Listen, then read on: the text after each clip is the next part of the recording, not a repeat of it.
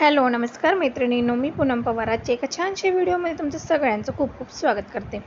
तर मैत्रिणींनो, तुम्हाला समोर दिसत असेल ही पिकॉकची जी रांगोळी, ही मोरची जी डिझाईन आहे ती अतिशय खूप अशी सुंदर आहे आणि खरंच इतकी सुंदर आहे की पहिल्यांदा मी पहिली ऑर्डरची बनवली होती, त्यानंतर ही दुसरीही बनवली आहे ऑर्डरची आणि यानंतर याची तिसरी ऑर्डरसुद्धा मिळाली. खरंच म्हणजे जेव्हा ही तयार होते ना रांगोळी, पूर्ण 3 फुटाची रांगोळी आपली तयार होते. तर ही 3 फुटाची तयार झाल्या असल्या कारणाने ही गालीच्या टाईप पूर्ण दिसते.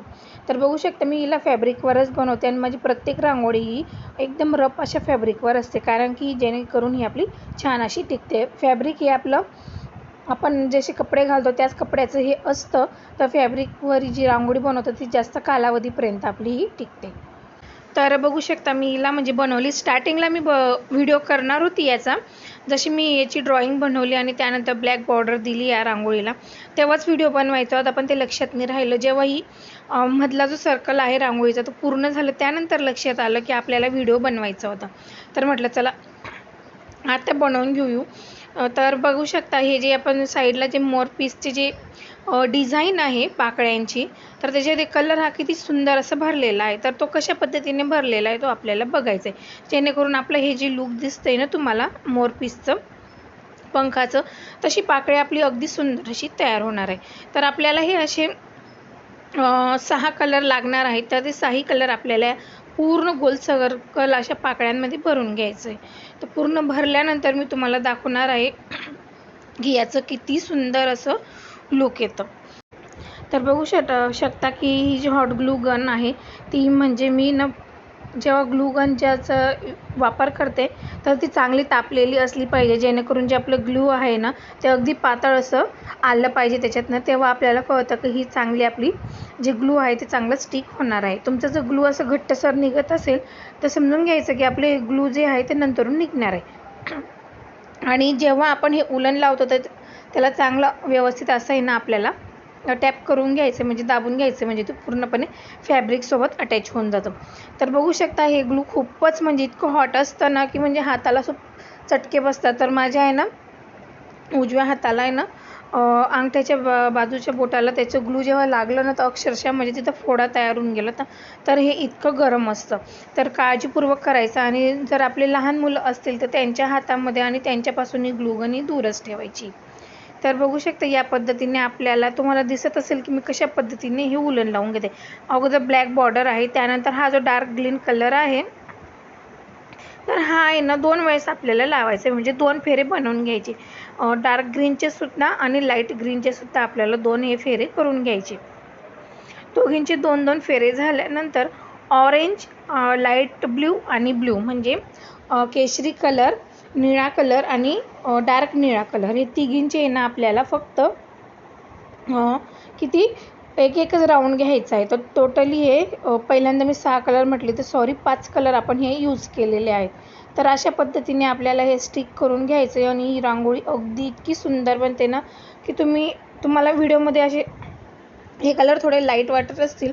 कसं आहे प्रत्येकाचा मोबाईलचा कॅमेरा हा वेगळा असतो, त्यामुळे रिफ्लेक्शन हे वेगळं येतं. तर कसं त्यानुसार आपल्याला कलरही दिसतं. पण रिअली जर पाहिलं ना तर ही रांगोळी अगदी इतकी सुंदर दिसते की म्हणजे डोळे भरून म्हणजे पाहतच राहतं माणूस त्याला. तर पहिल्या व्हिडिओमध्ये मी सांगितलं होतं की पहिल्यांदा जी पिकॉकची रांगोळी बनवली होती त्या कस्टमरने म्हटलं की नको मला ही रांगोळी, त्यांनी फक्त तिला फोटोमध्ये पाहिली होती. तर मी त्यांना म्हटलं की नाही, तुम्ही एकदा रिअलमध्ये बघा, तुम्हाला ही रांगोळी अगदी खूपच छान आहे, तुम्हाला नक्की आवडेल.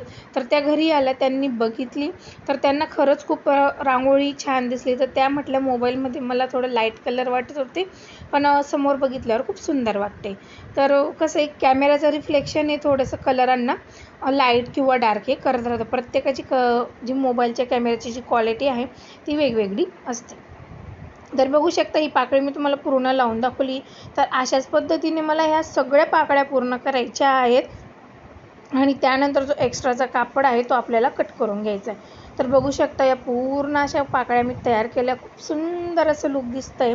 तर आता एक्स्ट्राचा कापड आहे ना तो मी बरोबर काठाने ना कट करून घेणार आहे, म्हणजे जेणेकरून काय आहे जे आपली जी रांगोळी जी तयार झालेली आहे तिचं जे लूक आहे ते अगदी सुंदर असं निखरून येणार आहे. आता ही जी माझी स्टाईल आहे ना ती 2 बाय 2ची आहे, म्हणजे 2 फुटाची माझी स्टाईल आहे. तर ती जर मी ठेवली तर बरोबर माझं हे 3 इंचाचं सॉरी 36 इंचाची म्हणजेच 3 फुटाची गोल सर्कलमध्ये रांगोळी तयार होते. तर तुम्हाला जर ही रांगोळी कशी आपल्याला बनवायची हे जर बघायचं असेल तर मी पुढची रांगोळी आहे माझं जे ऑर्डर आलेली, याच रांगोळीची 3री ऑर्डर आली. तर तुम्हाला जर बघायचं असेल की मी रांगोळी कशा पद्धतीने ड्रॉ करते आणि मी कुठलाही कॅनव्हास पेपर वगैरे काही वापरत नाही किंवा ट्रेस पेपर वगैरे वापरत नाही.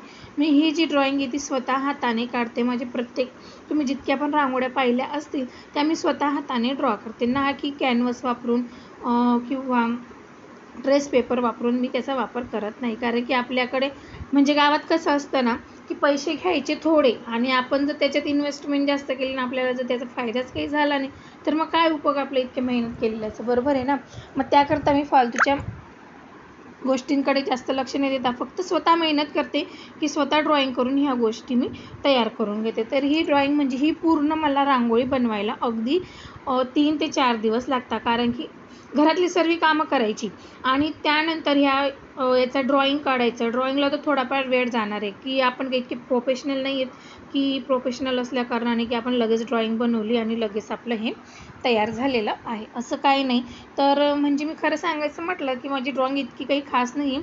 तर ड्रॉइंग काढण्यासाठी मला आहे ना सगळी घरातली कामं आवरल्यानंतर मला पूर्ण अख्खा 1 दिवस जातो ही ड्रॉइंगचं प्रिपरेशन करायला.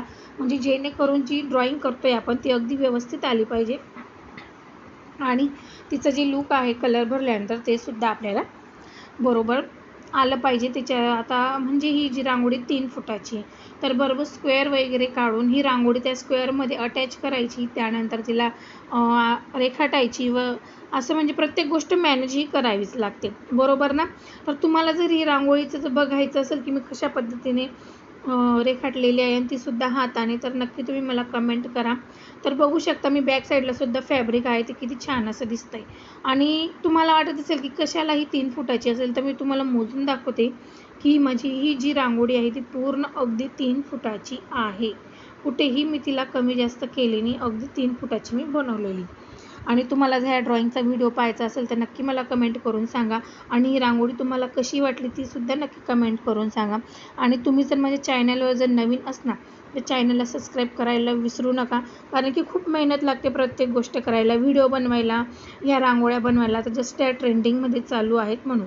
तर बघू शकता पूर्ण 36 इंचाची म्हणजे 3 फुटाची ही रांगोळी ती तुम्हाला मी आडवी करून दाखवली ना, आडवी मोजून दाखवली. आता मी सरळसुद्धा तुम्हाला मोजून दाखवणार आहे, बरोबर. आता सरळ जर मोजली तर ही बरोबर 37 भरते, म्हणजेच 37 इंच अशी भरते. म्हणजे ही आडवी आणि ही सरळ उभी आहे.